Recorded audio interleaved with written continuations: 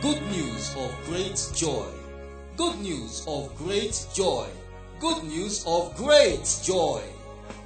A special program that reveals in the Bible the good will of God to all men. Good news of great joy. A must hear for you to experience God's joy here on earth and go to the happy home in the end. Good news of great joy. A program for all. The Lord has come. The Savior has come. Christ has come. The Deliverer has come. Eternal life has come. Good news of great joy comes your way every Saturday from 4:05 to 5 p.m. on Unique 103.1 FM and is brought to you by Christ's Trumpeters Church, Ilesha Akure Expressway, Ilesha, Osun State. Your preacher is Pastor J.O. Igare. Happy listening. Lórúkọ Jésù. In Jesus' name. Amen. Lórúkọ Jésù. In Jesus' name. Amen. Lórúkọ Jésù. In Jesus' name. Amen. Ọlọ́run olóore wa. God, our benefactor. Ọlọ́run ìgbàlà wa. God, our salvation. Ọlọ́run ayọ̀ wa. God, our joy. Jésù ìyè ẹnípẹ̀kún wa. Jesus, our everlasting life. A dúpẹ́ lọ́wọ́ rẹ. We give thanks to you Fún ètò rere yìí for this good program tó kà wá yẹ that you have counted us worthy láti bẹ̀rẹ̀ láyọ̀. to begin with joy. Olùgbọ́pẹ́ wa. Receive our thanks, O Lord. Olùgbà yín wa. Receive our praise, O Lord. Apẹ́ fún àǹfààní ńlá tó fún wa. We thank you for the great privilege you have given us Láti báwọn èèyàn rẹ sọ̀rọ̀ to speak to your people nípa ètò ayọ̀ ayérayé concerning the everlasting program of tó wá joy ṣe fún àwa ẹ̀dá. that you came to do for us, Olúwa your gbọ́pẹ́ creatures. wa. Receive our thanks, O Lord. Olúwa bẹ̀rẹ̀ ètò náà báyìí. Our Lord, we are starting the program now. Olúwa bá wa bẹ̀rẹ̀ bí alpha Lord, as the Alpha, begin with us ní gbogbo ìgbà at all times, gbogbo ọjọ́ in all days, tí a ti máa ṣe ètò yìí that we will stage this program, ìdánilẹ́kọ̀ọ́ yìí this teaching, gẹ́gẹ́ bí Emmanuel. as Emmanuel. Ó la máa pẹ̀lú wa. Lord, be with us. Ó la máa bá wa ṣe é. Lord, do it with us. Tòní yìí bá wa bẹ̀rẹ̀. Start with us today Ó la bá wa parí. and complete with us. Àwọn tí a ó bá sọ. Those who are our listeners, Ó lọ sí wọn níyè. Lord, open their Ó lọ understanding. jẹ́ kó yé wọn. Lord, make them understand. Nígbà tó bá yé wọn, And when they understand, fún alágbára àti lò ó. grant them the power to use Gbogbo it ọjọ́ ayé wọn. for the rest of their lives. Kọ́ mú wọn yè. Let it make them live. Nígbà yìí wọn tó bá dé káyé wọn parí. And when their lives will come to an end, Kọ́ mọ gòkèrè ọ̀run láyọ̀. let it take them to heaven Ọ̀nà tí ó joyfully. lò. And who you are going to use? Ó lọ àgbé wa wọ̀. Lord, please possess us. Ó lọ àgbé wa wọ̀. Lord, please possess us. Ẹ̀mí ó lọ akọ́nú wa. The Spirit of God, please fill us. Lórúkọ Jésù Kristi Olúwa wa. In Jesus' name we have prayed. Amen. Àwa ẹ̀dá wa Ọlọ́run gbogbo. All of you God's creatures, Gẹ́gẹ́ bí ìkéde tí ẹ ti gbọ́. as the announcement you have heard, Ètò yìí this program ó jẹ́ tó ìròyìn rere aláyọ̀ ńlá. is a program of good news of great joy, Tọ́lọ̀ ń wá ayé. which God came to the world, Ọlọ́run alágbára. the mighty God, Bàbá ayérayé. the everlasting Tó Father. wá ayé bí ènìyàn. He came as man A lọ ṣe fún àwọn ìran to ènìyàn. do for us human beings. Ní Lúùkù orí ìkejì In Luke chapter 2, látẹsẹ̀ kẹsàn-án from verse 9 sí ìkẹwàá. through verse 10. Ẹ jẹ́ ká gbọ́ bó ṣe kà. sáàsì kíyèsí Sáàsì kíyèsí. áńgẹ́lì olúwa náà yọ sí wọn Áńgẹ́lì náà yọ sí wọn. ògo olúwa sì ràn yí wọn ká Ògo Olúwa sì ràn yí wọn ká. ẹ̀rù sì bà wọ́n gidigidi Ẹ̀rù bà wọ́n gidigidi. áńgẹ́lì náà sì wí fún wọn pé Áńgẹ́lì náà sì fún wọn pé má bẹ̀rù má bẹ̀rù. sáà wò ó Sáà wò ó. mo mú ìhìn rere ayọ̀ ńlá fún yín wá Mo mú ìhìn rere ayọ̀ ńlá fún yín wá. tí yóò ṣe ti ènìyàn gbogbo Tí yóò ṣe ti ènìyàn gbogbo. Torí a bí olùgbàlà fún yín lónìí torí a bí olùgbàlà fún yín lónìí. ní ìlú dáfídì Nílùú Dáfídì. tí í ṣe kristi olúwa. Olùgbàlà náà ni Kristi Olúwa. Gẹ́gẹ́ bí a ṣe kà yìí. As we have read that Bible reference, Áńgẹ́lì yìí kéde the angel announced pé láti ọ̀dọ̀ Olúwa ọ̀run. that from the Lord of heaven, Látòrí ìtẹ́ Olódùmarè lókè ọ̀run. from the throne of God in heaven above, Lolúwa ti rán wá sí ayé. that the Lord sent him to the world Láti wá kéde sí àwọn ará ayé. to proclaim to men in the world, Pàápàá àwọn olùṣọ́ àgùntàn. especially the shepherds Tí wọ́n bẹ ní pápá ní ọjọ́ náà. who were in the field on that day, Olúwa ń rò òun láti kéde that the Lord sent him to proclaim pé òun mú ìrere ayọ̀ ńlá wá. that he brought the good news of great joy, Ìròyìn rere ayọ̀. good news of joy, Ìròyìn rere ayọ̀. good news of joy, Ayọ̀ tó lọ́ ṣe fún ènìyàn gbogbo. the joy of what the Lord has done for humanity, Ọ̀la náà tó lọ́ sì ṣe and the great thing which the Lord has done fún gbogbo ènìyàn. for all men, Láti ọ̀dọ̀ Ádámù starting from Adam bí ẹni ìkẹyìn to the last tó person máa wá ayé. that will come to this world. Fún rere náà tó lọ́ ṣe fẹ́ dá. The good thing that the Lord has done for man, Fún ròyìn ayọ̀ rẹ̀ wá. that he has come with the good news of great joy. Òun ni pé olúwa ọ̀run that the Lord of heaven a fi fún ara ayé has been given to men láti jẹ́ olùgbàlà ara ayé. to be the savior of men. Ẹ kíyèsí ẹsẹ̀ kẹsàn-án Take note of that verse ní Lúùkù 9 orí kejì. of Luke chapter 2. Ó ní áńgẹ́lì olúwa. Said the angel of the Lord. Ó sọ wípé láti òde ọ̀run wá. He said, from heaven, Lọ́lúwa ní kò ń kéde the Lord sent him to proclaim, kó ń wá ròyìn rere. to give us good news Ìrere ayọ̀ ńlá of great fún joy gbogbo ènìyàn. for all men, Pé olúwa fi olúwa fún gbogbo ará ayé. that the Lord gave the Lord to all Bí men olùgbàlà. as the savior. Olúwa ọ̀run. The Lord of heaven Ó fi olúwa ọ̀run. gave the Lord of heaven. Olúwa ọ̀run. The Lord of Ó heaven fi olúwa ọ̀run. gave the Lord of heaven. Olúwa ọ̀run. The Lord of Ó heaven fi olúwa ọ̀run. gave the Lord of Fún heaven gbogbo ẹ̀dá ayé. to all men in the world. Bí olúwa ọ̀run. That the Lord of heaven Kó jẹ́ olùgbàlà wa ará ayé. might be the savior of all Ó men. ní eléyìí ní ìròyìn rere. He said,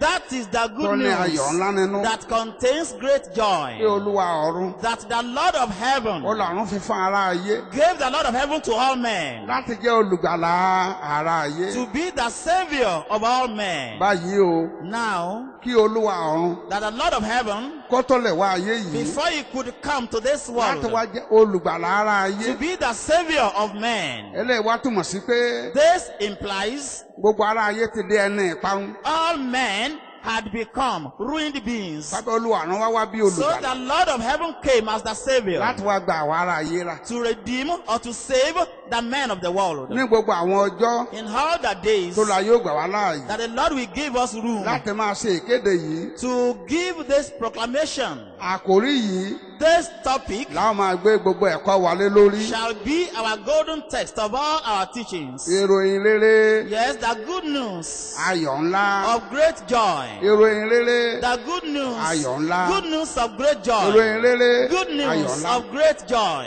Eléyìí túmọ̀ sí pé This means gbogbo iṣẹ́ tó lo àrùn yìí yóò ṣe that all the works that the Lord of heaven would fún ará do ayé for bí men olùgbàlà as the Savior yóò jẹ́ iṣẹ́ rere will be good tó máa mú works ayọ̀ ńlá wá. that will give great joy. Ẹnikẹ́ni Anyone, ẹ̀dákẹ́dá any creature tó bá ti gba iṣẹ́ olúwa yìí who receives the works of the tó máa Lord ṣe fún ará that He ayé would do for bí men olùgbàlà. as the Savior. Ẹnikẹ́ni ló bá gbà á Anyone who receives it ó gba ayọ̀ ńlá. receives great joy. Ní ọjọ́ náà tó bá gbà á The very day he receives tó it, lọ́n gba olúwa ní when he olùgbàlà says he receives the Lord as his ó Savior, gba ayọ̀ ńlá. he receives great joy. Ní gbogbo ọjọ́ ayé rẹ̀ And for the rest of his life, tó bá tẹ̀ ń tẹ̀ síwájú once he continues tó ń tẹ̀lé olúwa to be following the Lord bí olùgbàlà rẹ̀ as his Savior, tólúwa náà jẹ́ olùgbàlà rẹ̀ and the Lord remains his Savior, ó gba ayọ̀ ńlá. he receives great joy. Nígbà tó bá tún di pòpin rẹ̀ dé And when his end comes, tó jẹ́ kó tì ní olùgbàlà náà yet he has the Savior. tólùgbàlà jẹ́ olùgbàlà rẹ̀ The náà Savior still remains his tí Savior. ò tí ì kọ́ olùgbàlà If he has not forsaken the tí ò padà sí Savior, inú ayé he has not gone back to the world, ó gba ìrere ayọ̀ then he receives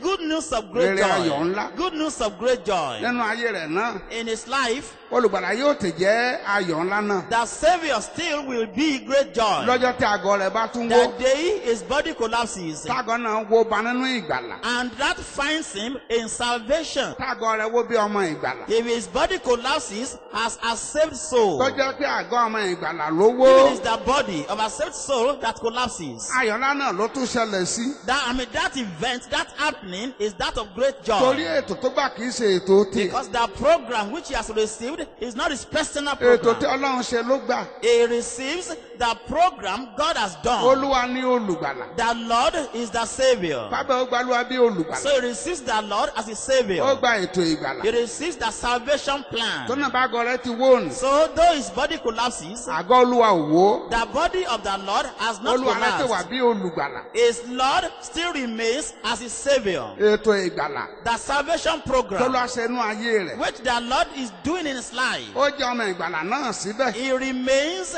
a saved soul. òun tó jáde inú àgọ́ And he who goes out of the ọmọ body ìgbàlà náà ló jáde remains a saved soul. fábẹ́ ayọ̀ náà tó ní. So that happening is that of great joy, gẹ́gẹ́ bí àwọn tẹ máa rí inú bíbélì as we shall see in the nínú àwọn Bible, ẹ̀kọ́ àwọn ọjọ́ iwájú. in our future teachings. ẹlẹ̀ tó lọ náà Yes, the land he goes to, ẹlẹ̀ ayọ̀ the land of joy, ẹlẹ̀ ògo the land of glory, ẹlẹ̀ iyì the land of life, ẹlẹ̀ olúwa the land of the Lord, ẹlẹ̀ olùgbàlà. the land of the Savior. tó náà lọ́jọ́ tó gba olúwa ní olùgbàlà So that day he received the Lord as his Savior, ayọ̀ ńlá ló gbà he received great gbogbo joy. ọjọ́ ayé rẹ̀ And throughout his yóò lifetime pin to the títí end ayérayé. and through eternity. orin láàánú sẹ́nu ayé rẹ̀ That great song that comes through in his tó life, ọjọ́ ńlá ní ọjọ́ náà that day was a great day. tó gba olúwa ní olùgbàlà. That he received the Lord as his Savior. sẹ́nu ọkàn rẹ̀ yóò yọ̀ His heart would rejoice títí dé òpin to the end títí ayérayé. and through eternity. nípa orí ọ̀fẹ́ ọlọ́run By the grace of Lord, ìrere ayọ̀ the yìí Lord, this good news náà ní gbogbo ẹ̀kọ́ ayé ò máa dá ló of great joy will be our ní gbogbo point àwọn ọjọ́ for all our teachings. tẹ̀sán yóò máa In tẹ̀síwájú. all the days we continue with this program. ṣùgbọ́n lónìí But today, a fẹ́ sọ̀rọ̀ àwọn ọ̀rọ̀ àkọ́sọ kan we want to give some introductory words tó ṣe pàtàkì. that are important àwa olùgbọ́ wa gbogbo so that you, our listeners, kábàá lè jẹ́ ẹ̀ní kíkún might gain immensely nínú àwọn ẹ̀kọ́ tí a ó máa gbọ́ in all the teachings we'll be lórí hearing ìrírí ayọ̀ yìí. on this good news of great joy. fàbẹ́ ọ̀rọ̀ àkọ́sọ So our introductory là talk, ó gbọ́ lónìí we shall hear today. àwọn ọ̀rọ̀ àkọ́sọ. We shall have our preface today. ọ̀rọ̀ àkọ́sọ èkíní The first introductory word nípa orí ọ̀fẹ́ ọlọ́run by the grace of the Lord. torí ìrírí ayọ̀ ńlá Because good news of great nínú joy, bíbélì ni a ti gbọ́. it is in the Bible we Ẹbẹ̀ la hear tẹ̀ka. it. There we read torí it. ìdí èyí For this reason, gbogbo ẹ̀yin ẹ̀dá wọ ọlọ́run all of you God's creatures tí yóò bá máa láyọ̀ that will be glad láti máa gbọ́ ètò yìí to hear this program. gbogbo ọjọ́ tí a bá ti ń ṣe In all the days we stage it. kẹ́rí pé ẹ̀ ń wá pẹ̀lú bíbélì Make sure you come with a copy Pẹ̀lú of your Bíbélì. Bible. With a copy of the gbogbo tí a Bible. máa sọ pátápátá Because all we shall be saying, bíbélì là ó máa kà we will be reading the gbogbo Bible. tí a máa ṣe lálàyé All we'll be explaining. ẹnu bíbélì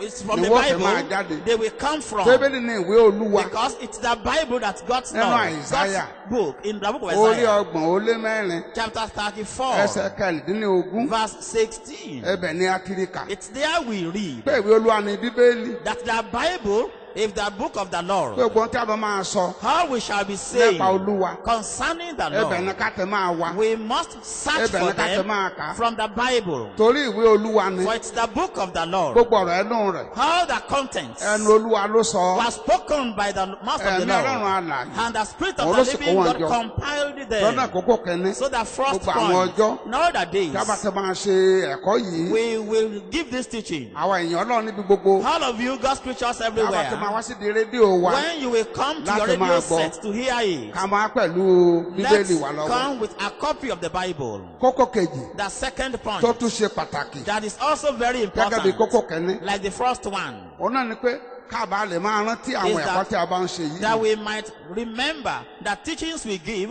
kárí pé à ń ká wọn sílẹ̀ Let's make sure we record them. àtàbá ń gbọ́ àwọn ẹ̀kọ́ náà Those of you are hearing the tí a rí teaching, pé wọ́n dára wọ́n jẹ́ bíbélì and you know that they are good, Tí they a are fẹ́ máa rántí biblical, wọn. and we want to be remembering ká them. máa ká wọn sílẹ̀ Let's record the teachings ní gbogbo ìgbà at all tá a bá times, fẹ́ máa rárá wa létí that we want to remind ourselves àwọn ẹ̀kọ́ náà of the teachings, kábà lè máa pé àwọn àkásílẹ̀ wa nì so that our clips kọ́ lè máa rán wa ní or discs might etí remind us. ó jẹ́ kókó ìkejì Making the second point. a lè pẹ́ ní ìrere Jòhánù See, in the Gospel of orí John, kẹrìndínlógún chapter 16, Olúwa sọ níbẹ̀ there the Lord says pé àmì wọn tó máa rán sí wa that the Spirit of the Lord He will send to yóò us máa kọ́ wa ní gbogbo ẹ̀kọ́ will teach us all teachings tóun lọ bá ń fẹ́ ká mọ̀ that He, the Lord, wants us to yóò tó know. máa rán wa And létí He will also remind ẹ̀kọ́ us tóun bá kọ́ wa the teachings He has taught Olúwa us. pàápàá sọ So even the Lord Himself said pákọ́ tóun bá tẹ kọ́ wa that the teachings He gives us, fóun fẹ́ kí a máa He rántí wants us to always remember Bàbá kàbá lè máa rántí. them, that we might remember ká máa them. ká àwọn ẹ̀kọ́ wa sílẹ̀ Let's make sure we record them kábà lè máa rántí so wọn that we can remember them. síwájú sí náà Furthermore, ká tó ń rí pé a tó mú ohun ẹ̀kọ́wé let's make sure we have our writing láti materials máa kọ àwọn ẹsẹ̀ to write down Bible Àtàwọn references gbólóhùn and tó bá the ṣe pàtàkì. sentences that are important. àràwọ̀ fún ìrántí náà ni. Yes, they will also help us to remember the teachings. ìkẹta The third point, tó jẹ́ kó òun náà ṣe pàtàkì which is also very important. ká rí pé à ń ṣe ọkàn payá let's make sure we open our láti hearts máa gbọ́ àwọn ọ̀rọ̀ wa. to hear our messages. ohun tí a bá ti kànú bíbélì What we read from the Bible. àwọn ní kárí pé à ń fetí sí tí a sì ń jẹ́ kó wọ ọkàn wa. Let's make sure we hear them and plant them in our hearts. àwọn ẹ̀kọ́ yòówù tó jẹ́ pé a ti lè gbọ́ tẹ́lẹ̀ Whatever tẹ́lẹ̀ teachings we might have heard earlier, síbẹ̀síbẹ̀ náà still, kárí pé à ń fetí sílẹ̀ tí a bá kànú bíbélì. let's make sure we listen to what we read from the Bible àwọn tí a bá ti gbọ́nu bíbélì and things we hear from the Bible tí a kànú bíbélì that are read from the Bible. àwọn ní ọ̀rọ̀ tí Olúwa. They are the words of the Lord. bàbá lóòrèkóòrè So always a ó máa rántí we will remember kárí pé àwọn ẹsẹ̀ tí a bá ń kà to make sure that the verses we are reading, a máa ní kájọ kà wọ́n pọ̀. we tell you to read them bẹ́ẹ̀ together. tẹ́ gbọ́ nínú ilé That you are hearing us in your Lórí houses. báyìí. That this ẹsẹ̀ báyìí chapter and là ń verse kà ó. is the one we are Ẹ ṣí reading. o. Open to it. kájọ máa kà wọ́n That we might papọ̀. read them together. Jésù Olúwa sọ Jesus the Lord ní said Jòhánù orí kẹjọ in John chapter 8, ẹsẹ̀ 40 verse ó 47, náà tó bá jẹ́ ti Ọlọ́run said, those who belong to wọ́n God á máa fẹ́ gbọ́rọ̀ will Ọlọ́run. love to hear the word of àti kì í God. bá ti ṣe ti Those who Ọlọ́run are not of God, wọn kì í fẹ́ they gbọ́rọ̀ Ọlọ́run. don't love to hear the word of abẹ́ God. kókó kẹta So that's the third point. kárí pé a nífẹ̀ẹ́ àti Is máa that gbọ́ ọ̀rọ̀ let's Ọlọ́run. love to hear the word of God. bí a bá ṣe jọ ń kà á pa As we read along, kókó ìkẹrin the fourth point, nípa orí ọ̀fẹ́ by Ọlọ́run the grace of God, àánà tí a ó máa sọ we, the speakers, a rí pé àánà ń sọ gẹ́gẹ́ bí ọ̀rọ̀ Ọlọ́run will make sure we speak as God's oracle. ní Pétérù kẹ́ni In 1 Peter orí kẹrin chapter 4, ẹsẹ̀ kẹwàá àtẹ̀kọkànlá verses 10 and 11, Pétérù wípé there Peter says, bí a bá ṣe ń rí orí ọ̀fẹ́ Ọlọ́run gbà as we receive the grace of God, bí a bá ṣe ń rí ẹ̀bùn Ọlọ́run as gbà we receive God's grace or gift, bẹ́ẹ̀ ni ká ṣe máa lò gẹ́gẹ́ so we should use. wọ́n ní bí a bá ń sọ̀rọ̀ Ọlọ́run Said, if we speak the word Ẹni of bá sọ̀rọ̀ Ọlọ́run. God, anyone who speaks the wọ́n word of máa God sọ bí ọ̀rọ̀ should Ọlọ́run speak as God's oracle. wọ́n nípa orí ọ̀fẹ́ Ọlọ́run Now, by the grace of àánà tí a God, ń sọ we, the speakers, àwọn lè pa ń sagbo ipá wa we make sure we make all efforts láti pé à ń sọ bí ọ̀rọ̀ to Ọlọ́run speak as God's oracles. tájẹ́ okòó tí a bá ti So sọ that jáde whatever we utter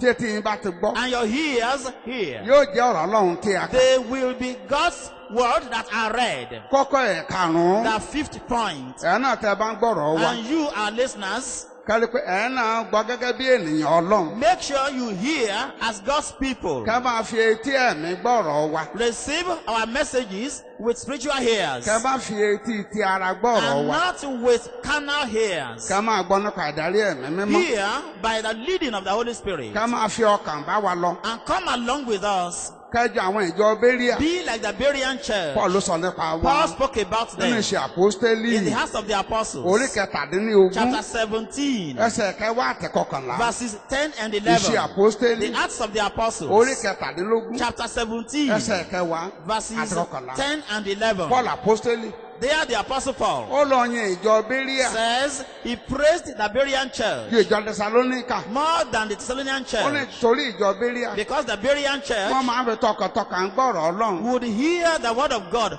heartily. tọ́ bá ti gbọ́ Ọlọ́run tán And once they heard it, tọ́ bá ti gbọ́ tán tọkàntọkàn heartily, wọ́n tó máa wánú Bíbélì they would search the scriptures. àwọn ọ̀rọ̀ náà tí wọ́n gbọ́ The words of God they heard, bóyá wọ́n ń bẹnu Bíbélì maybe they were in the Bible. lákòókò tiwọn At their leisure, wọ́n tó máa ṣí Bíbélì they would open the Bible. gbogbo àwọn ẹsẹ̀ How the Bible verses tí ìránṣẹ́ Ọlọ́run lò that a servant of God used, tí wọ́n ká sílẹ̀ that they had tàbí tí recorded, wọ́n kọ sílẹ̀ or which they wrote down, pé wọ́n tó lọ bẹ̀rẹ̀ sí í kà wọ́n they would read them again. àwọn àlàyé The explanations tólùkọ́ ṣe nù that a teacher made, bóyá gẹ́gẹ́ bí àwọn ẹsẹ̀ nìní maybe they conformed to the Bible verses, tàbí olùkọ́ kọ̀ọ̀kan àwọn ẹsẹ̀ or maybe the teacher just read the Bible ló wá verses sí àwọn àlàyé and gave it, and tí made wò sínú ẹsẹ̀ explanations tó kà that would not conform to the Bible Paul references. àpọ́sítélì kan náà yìí The same ó ti Apostle sọ fún wa Paul told ní us Tẹsalóníkà kínní in 1 Thessalonians orí ìkarùn-ún chapter 5. Tẹsalóníkà kínní 1 Orí Thessalonians karùn-ún. chapter 5. Tẹsalóníkà kínní 1 Thessalonians karùn-ún. chapter 5 ẹsẹ̀ ogún ó lé kan verse 21 ó ní ká máa wádìí ohun gbogbo dájúdájú said we should prove all things. ká wádìí ohun gbogbo dájúdájú We should prove all things. ká wádìí gbogbo ẹ̀kọ́ We dájúdájú should prove all teachings. káwọn ní gbogbo ẹ̀kọ́ we dájúdájú. should prove all teachings ẹ̀kọ́ tó bá ṣe dára. and any teaching that is tó good, lórí bíbélì. that is biblical. káàdì mú ṣiṣẹ́. We should hold fast to it káwọn jẹ́ kẹ́nikẹ́ni ó gbà. and not allow anyone to pàbí take them àwọn èèyàn ọlọ́run away. gbogbo. So all of you God's kí a máa creatures gbọ́ ẹ̀kọ́ wa. that will be hearing our teachings, kárí ká gbàgbé àwọn kókó wọ̀nyí. let's make sure we don't forget these pápá points, kókó tó ìkẹyìn especially yìí. the last one. kárí pé à ń jọ ìjọ Béríà. Let's make sure we are like the Berean church, ká tó máa yẹ bíbélì wò. and let's make sure we search the gbogbo àwọn ẹsẹ̀ scriptures. tí a ó máa kà. All the Bible references we will be bóyá àwọn reading, àlàyé tí a ṣe. maybe our bóyá wọn explanation dúró lé wọn lórí. are based on them, táwọn ò dúró lé wọn or lórí. they are not based on them. sáré kókó tó ìkẹyìn See, yìí. this last point,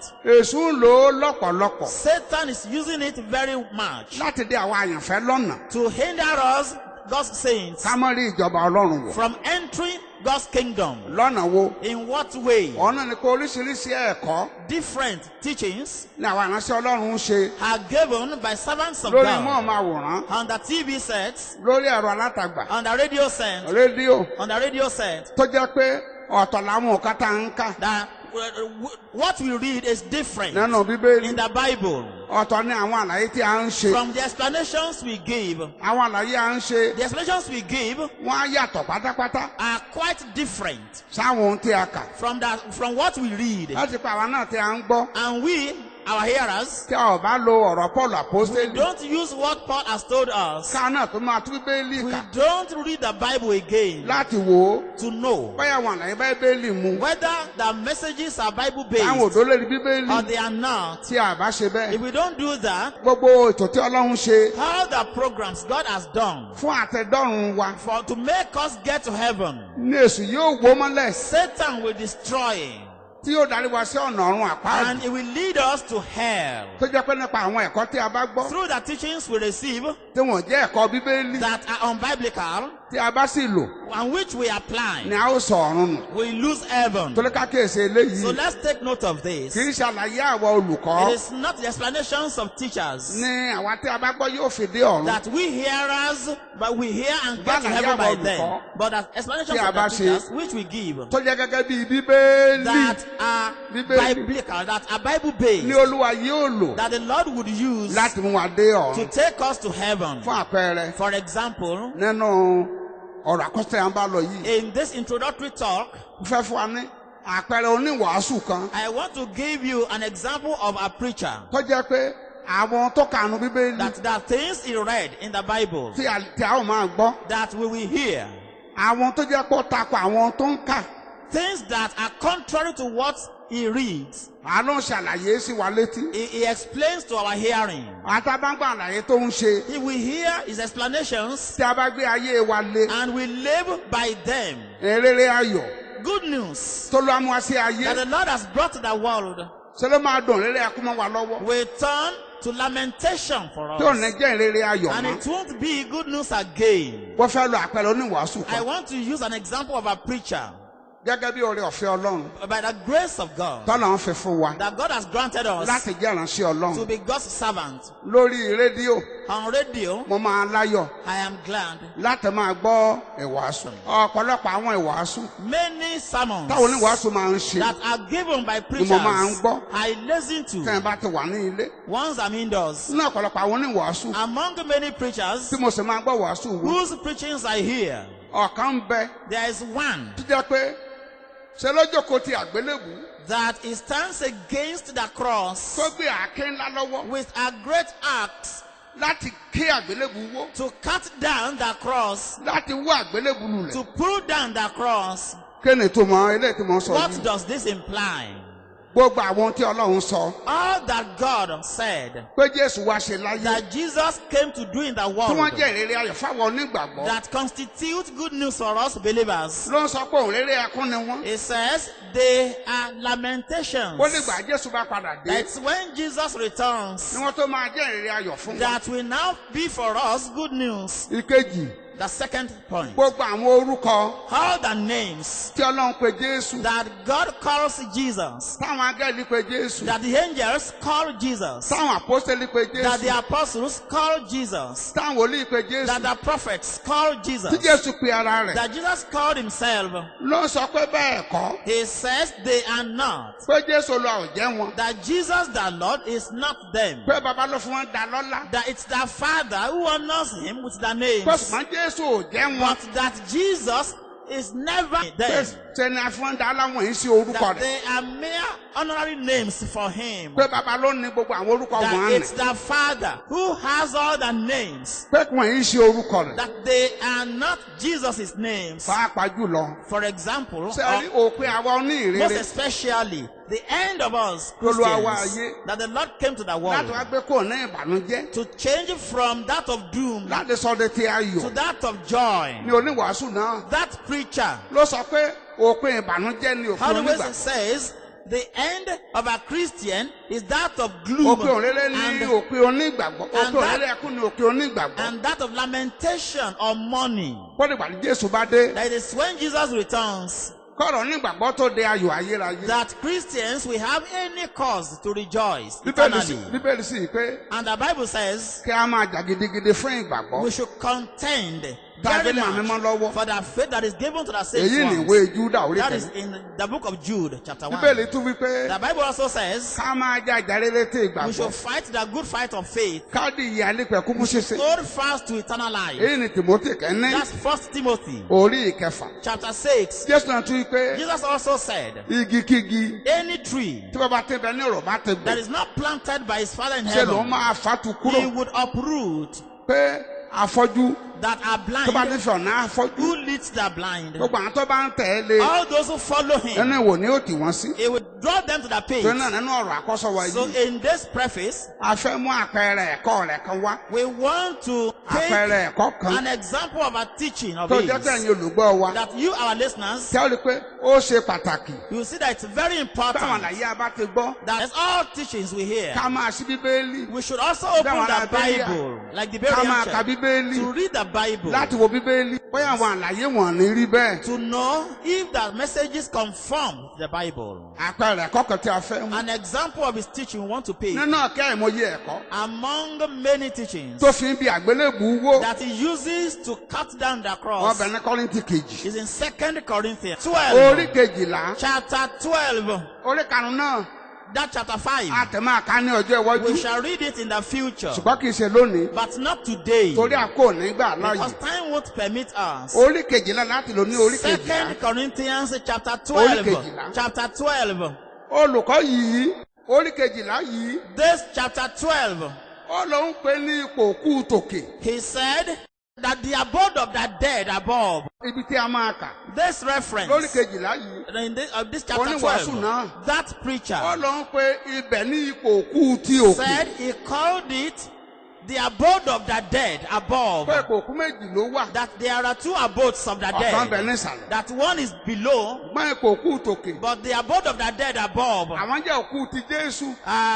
there we have the dead saints of Tí Jesus, Jésù ọba ìyè. that Jesus, the King of life, Tó wáyé wá pa ikú rẹ́. who came to the world to abolish death, Láti fún wa ní ìyè. to give us life. Jésù ọba ọ̀run.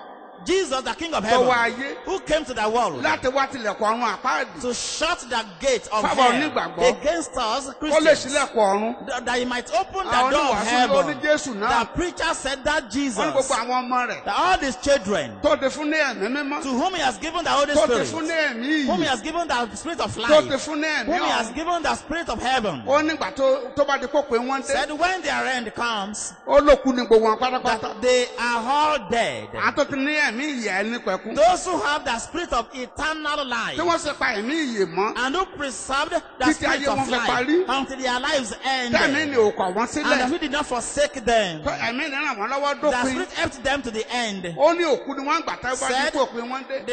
They are still dead beings when their Ó end ní wọ́n jẹ́ comes. òkú ti Jésù. That they are the dead of Jesus. Tí Jésù ọba àjíǹde àti That Jesus, the King of resurrection and life, tí yóò lọ sí ọ̀run. will carry to heaven Tí yóò lọ máa kó sí ipò òkú and tòkè. deposit there in the abode of the níbi tí dead, wọ́n ó sùn rárá. where they will remain lifeless. Òkú tó máa sùn rárá. Dead beings that will be lifeless Títọ́ba yìí yóò padà dé until the King of Life will láti wá return jí wọn dìde. to resurrect them. Ẹ rí i pé àwọn àlàyé olùkọ́ náà nìyẹn. Those are the explanations of the preacher Lórí Kọ́ríńtì kejì orí ìkejìlá yìí. on 2 Corinthians chapter 12. Bẹ́ẹ̀ ni olùgbọ́ ọ̀rọ̀ Ọlọ́run. But you listeners of the word Ẹ of jẹ́ á lo God, ìṣẹ́jú díẹ̀. let's spend some minutes Kájọ ka orí náà papọ̀. to read the reference together. Báyìí ẹ ṣí Bíbélì yín. Now open your Bible. Ẹ̀yin olùgbọ́ ẹ ṣí Bíbélì. Listeners, please open your Bó Bible. ṣe jòkó nì. As you are seated Bíbélì there, ò bá sí lọ́dọ̀ if you rẹ. don't have your Bible, Lọ mú with you, Bíbélì. go and take your copy. Ṣíṣí Kọ́ríńtì kejì. Open it to 2 Orí Corinthians kejìlá. chapter 12. Kájọ ká papọ̀. Let's read to Yẹ. Èmi kò lè ṣe àìṣògo Èmi kò lè ṣe àìṣògo.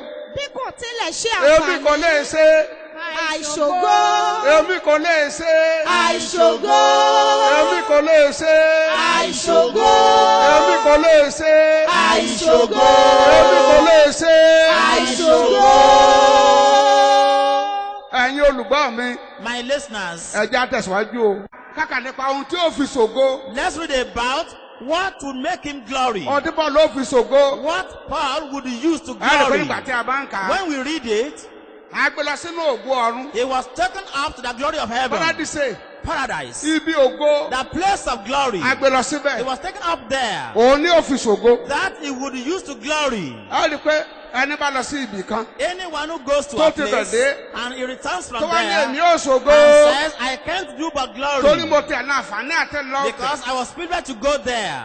Èmi mo ti àná àǹfààní àti débẹ̀. Because I was privileged to Torí get náà èmi ó there. ṣògo. So I can't do but glory. Ibi ògo ló lọ. That means he has gone to a place of Tẹ̀síwájú glory. èmi kò lè ṣe. Àìṣògo. Yes. Bí kò tilẹ̀ ṣe àǹfààní.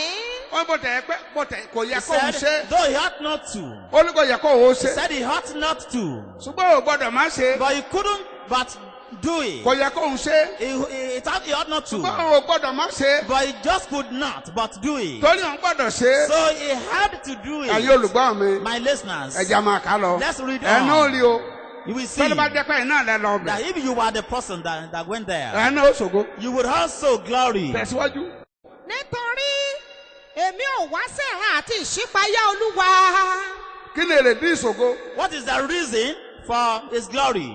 Wọ́n fẹ́ sọ ìran ńlá kan. I want to relay a great vision. Ìṣípayá ńlá kan. A great vision Tólúwa fi hàn that the mí. Lord gave to me.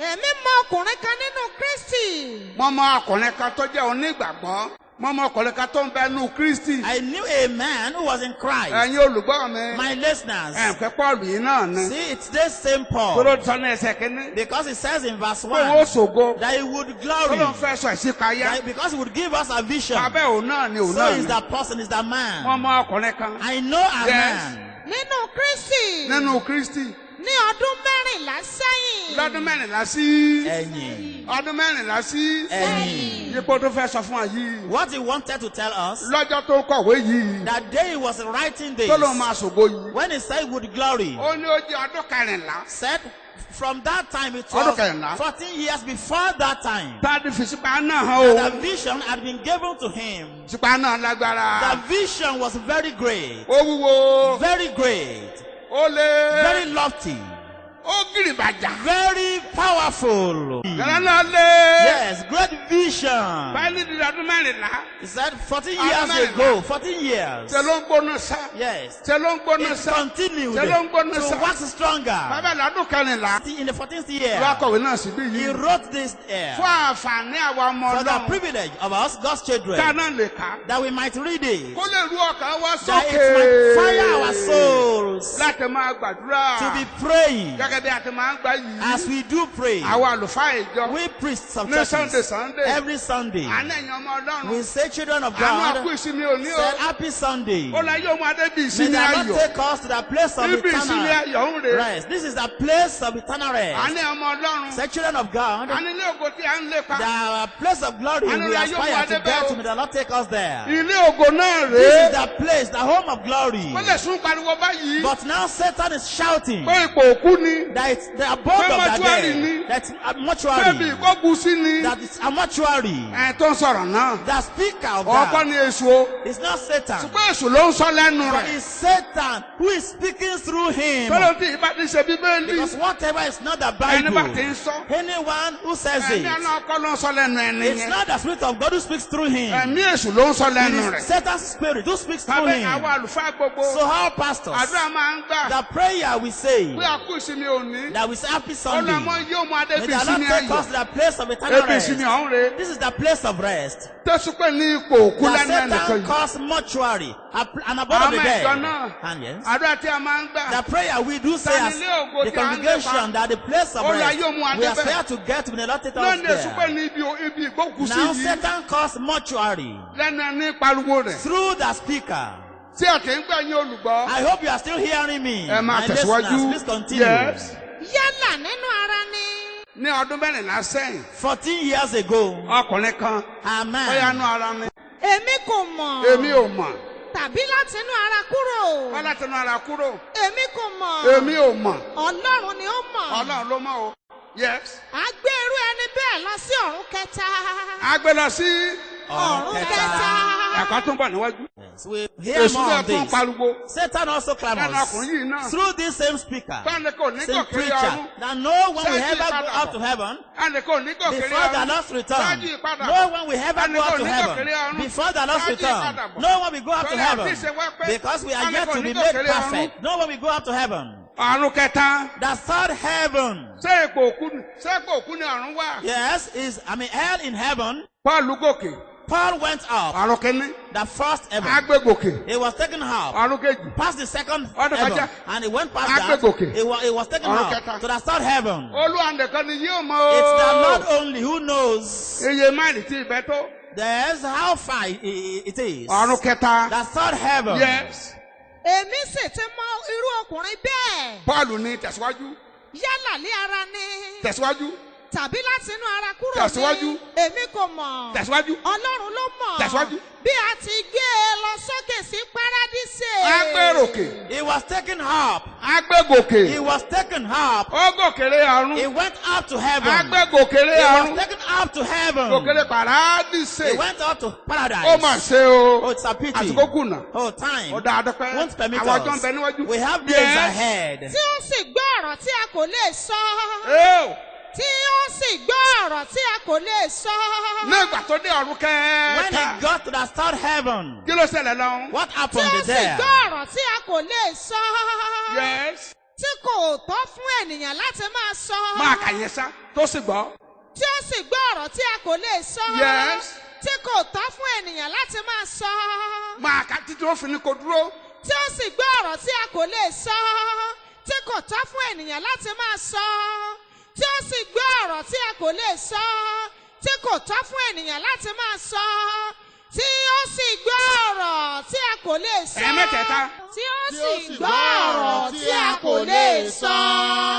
tí kò tọ́ fún ènìyàn láti máa sọ. tí ó sì gbọ́ ọ̀rọ̀ tí a kò lè sọ. tí kò tọ́ fún ènìyàn láti máa sọ. ẹ máa lọ ẹ máa lọ ẹ máa tí lọ. ó sì gbọ́ ọ̀rọ̀ tí a kò lè sọ. tí kò tọ́ fún ènìyàn láti máa sọ. ẹ máa lọ ẹ máa lọ. tí ó sì gbọ́ ọ̀rọ̀ tí a kò lè sọ. ẹ máa lọ. tí kò tọ́ fún ènìyàn láti máa sọ. ẹ̀yin ará ilé ẹjọ́ yẹn ẹ̀yin ará ilé ẹjọ́ yẹn. tí ó sì gbọ́ ọ̀rọ̀ tí a gbogbo kò ẹ̀yin ará ilé lè ẹjọ́ sọ. yẹn ẹjọ́ yẹn wọn. tí kò tọ́ fún ènìyàn láti máa sọ. ẹjọ́ ẹ̀yin ará ilé. tí ó sì gbọ́ ọ̀rọ̀ tí a kò lè sọ. tí kò tọ́ fún ènìyàn láti máa sọ. lẹ́ẹ̀kan sí i. tí ó sì gbọ́ ọ̀rọ̀ tí a kò lè sọ. tí kò tọ́ fún ènìyàn láti máa sọ. ẹ̀yin olùgbọ́ mi ẹ dá mi lóhùn ẹ̀yin olùgbọ́ o. My listeners, answer this. sáwọn òkú ló ń sọ̀rọ̀. Do dead sáwọn people òkú ló ń sọ̀rọ̀. speak? Do dead people speak? mo ṣe lè ká má gbàgbé o. That's why I said earlier, Láti I should not òní forget, lọ. right from today. ìbá jẹ́ ẹ̀kọ́ tèmi ní. Maybe it's my own teaching, tàbí ẹ̀kọ́ ẹ̀nà sí ọlọ́run or a mi. teaching of any servant of ẹ máa God. yẹ bíbélì wò. Please examine the Bí àwọn ará Bible, Abẹ́ríà. like the Bereans. àlàyé tí a ṣe. Any explanation we bóyá give, ọjọ́ ọlọ́run sọ ní. maybe it's what the Lord says. torí a lè sọ pé. For we might say, a lè ní ohun tí bíbélì wí. we might say it's what the Bible Ni à ń says, wí. that we are ìgbàgbọ́ jẹ́ echoing. pé ilé tẹ̀sùn wí ni à ń wí. But we might be echoing Satan's voice. a lè máa sọ jáde. We might speak out. ká máa sọ tí bíbélì bá di sọ̀rọ̀. That once the Bible Ni a ó speaks, sọ̀rọ̀. we will speak. tó bá ti dákẹ́. When the Bible Ni a ó dákẹ́. keeps silent, bá we will ká be máa sọ ti silent. bíbélì. But we might not speak Ká máa what the sọ Bible tèṣù. says and echo Satan's bọ́lá ti voice. ṣe lè eléyìí o. Here is paradise. ibi ìyè ni o. It's the place of life. àwọn aṣẹ́gun ló wà níbẹ̀. And the victors are àwọn ló there. ń wà The níbẹ̀. saints are there. àwọn tó di ṣẹ́gun ikú. Those who have overcome death. nínú Jésù àjíǹde. In Jesus the resurrection. àwọn tó di ṣẹ́gun ikú. Those who have overcome death. nínú Jésù ìyè In nípẹ̀. Jesus the everlasting life. àjáde sílẹ̀ kó àánú fún. Those for whom heaven has been opened. láti gòkèrè To ọ̀run. go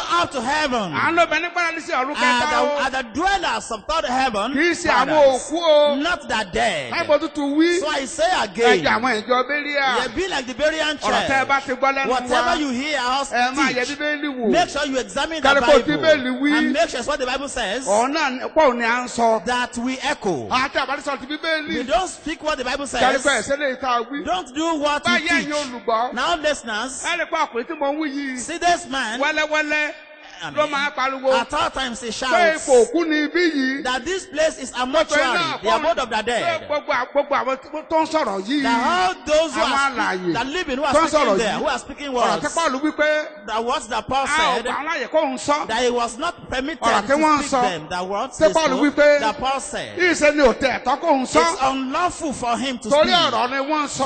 For the words they spoke, èdè ọ̀run ni wọ́n ń sọ. they spoke heavenly language. àwọn tó wà níbí báyìí. Yes, the dwellers of this ni wọ́n ní place, ká máa pò lélẹ̀ ẹkúnlé lórí. we are now told to mourn nígbà tó bá di pé ayé wọn parí. when their lives end here, pé ká máa pò lélẹ̀ that ẹkúnlé we wọn should lórí. mourn them, pò lélẹ̀ ẹkún ni ká fi yẹ wọn that we sí. should honor them with lamentation. abẹ́ ìjà máa yẹ bíbélì So wò. let's examine the Bible kárí pé ohun tí bíbélì wí. to make sure that it's what the Bible says ọ̀nà ni a tẹ̀lé. that we live báyà wá by. tá a ti gbọ́ igbe. Those of láti you ọ̀pọ̀lọpọ̀ ọdún who yìí. have had this shout for Tí wọ́n sọ many pé Èkó kú years, níbí yìí. that this place is the abode of ká the ní dead. àtẹ́ká bí ni. Yes, if we have not read this place, tí a sì jọ ká lónìí yìí. as we have read together a today, bá ti pé lórí they would agogo. have called him on air a bá ti ní oníwàásù. and say, preacher, jẹ́kájọ ká Kọ́ríńtì kejì orí let's kejìlá. read 2 Corinthians chapter 12 jájọ ká together. ẹsẹ̀ márùn-ún ìṣáájú. The first 5 verses. kájọ ká bí eléyìí. Let's read together like this. bọ́sẹ̀ la máa ń pè é. But tí a máa ní ogun iṣẹ́ we would olúwa. always call ogun him iṣẹ́ olúwa. and salute kí him. tó fi ẹsẹ̀ àdánù àpá. For the lórí Lord. àwọn àgbẹ̀ kókó yìí So o. don't forget this point. gbogbo ilé tábà ti ń sọ. All we tí a say tó gbọ́ níbòmí. that we hear kẹ́ni elsewhere, dájúdájú o. let's make tí sure ẹ̀ ń wo bá yá ó rí bẹ́ẹ̀. that you examine the Bible to Tàbí know kò rí bẹ́ẹ̀. whether it is true or false. nípa orí ọ̀fẹ́ olúwa. By the grace of the Lord. láti àìsàn tó jẹ́ kó ń bọ̀ yìí. Yes, àkórí wa nì. our topic. àwọn rí pé wọ́n á yọ ayérayé. The thing of Òun great ló wá joy sí. is come to do jẹ́ pé ẹni for bá ti us. gbà á. That anyone gbogbo receives ọjọ́ ayé it rẹ̀. for the rest of his ó gbà wọn life. ayọ̀. It Lópin, becomes a ó joyful gbà wọn child. ayọ̀. He receives ní a thing ayérayé. of joy. ó gba And throughout ohun eternity, he ayọ̀. receives a thing of joy. olúwa ìrere kó ràn wá lọ́wọ́. May the Lord of the gospel help us.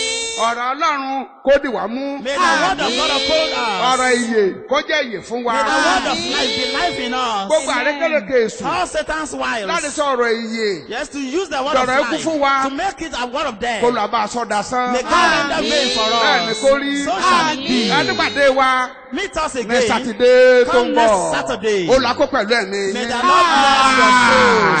Amen. Ìṣẹ̀lẹ̀ ayọ̀, ìṣẹ̀lẹ̀ ayọ̀. láti ìjọ afúnpé Kristi láti mú ẹ̀kọ́ tí ẹ ṣẹ̀ṣẹ̀ gbọ́ tán yìí wá sétìgbọ́ yín. Oníwàásù yín ni olùṣọ́ àgùntàn J.O. Olúgarì. Tí ẹ bá ní ìbéèrè lórí ẹ̀kọ́ yìí, ẹ lè fi àtẹ̀jíṣẹ́ ránṣẹ́ sí nọ́mbà yìí: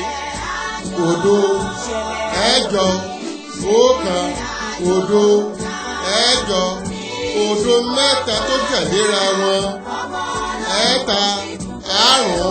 351 lẹ́ẹ̀kan sí 08091 ẹ̀jọ ọ̀kan òdo ẹ̀jọ òdo mẹ́ta tó tẹ̀léra wọn ẹ̀ta àrún ọ̀kan. Ẹ kíyèsí àtẹ̀jíṣẹ́ nìkan ni o, ẹ má pè. Ẹ má ṣe gbàgbé láti fi orúkọ yín àti ibi tí ẹ wà sí i. Láti mọ àwọn ibi tí ẹ̀ka wa wà ní Òṣogbo, Ilé Ifẹ̀, Ìbàdàn, Àkúrẹ́, Èkó, Ìkàrẹ́, Adó Èkìtì àtàwọn ìlú mìíràn. Ẹ fi àtẹ̀jíṣẹ́ yín ránṣẹ́ sí òdo ẹ̀jọ ọ̀kan òdo ẹ̀jọ òdo mẹ́ta tó tẹ̀léra wọn ẹ̀ta àrún ọ̀kan. Ẹ darapọ̀ mọ́ wa fún wákàtí ìrere ayọ̀ ńlá ní àsìkò yìí kan náà lọ́sẹ̀ tó bọ̀. The message you have just listened to was brought to you by Christ's Trumpeters Church, Ilesha, Osun State. The preacher was Pastor J.O. Udari. If you have any questions on this message, you can send a text message to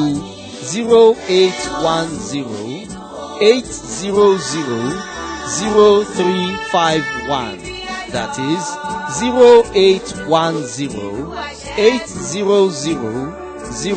0810-800-0351. Take note, do not call.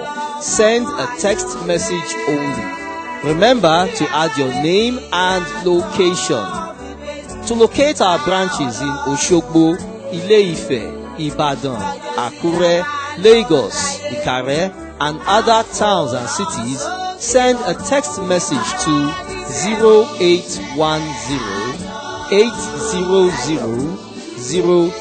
0810-800-0351. Join us for another edition of the Good News of Great Joy. Same time next week. God bless you. Amen.